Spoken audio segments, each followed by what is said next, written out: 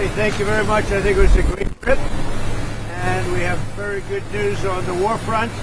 Namely, they are absolutely being destroyed. Iran is being absolutely decimated. That's all I can say.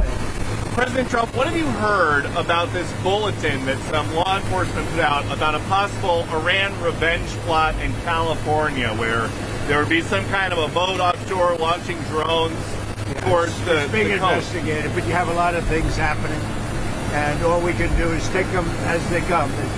The war itself is being prosecuted as well as anybody has ever seen, and this is other countries telling me too.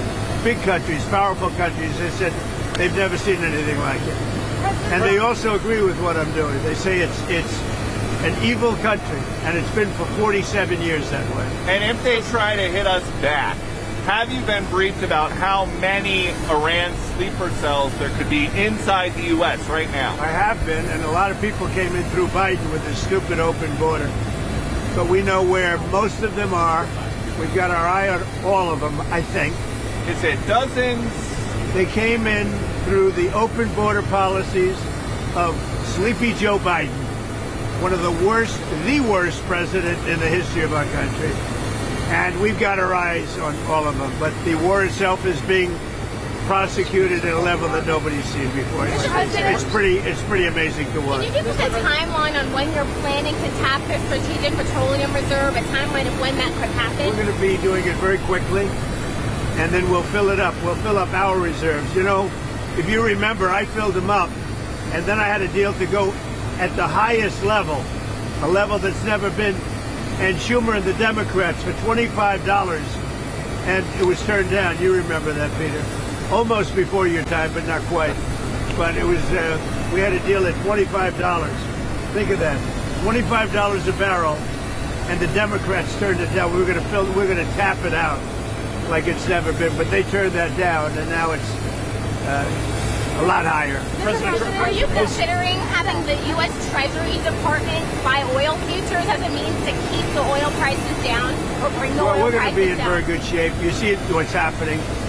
They are pretty much at the end of the line. Doesn't mean we're going to end it immediately, but they've got no Navy, they've got no Air Force, they've got no anti-air traffic, anything. They have no systems of control. We're just riding free range over that country. And now we're going to look very strongly at the Straits. The Straits are in great shape. We've knocked out all of their boats.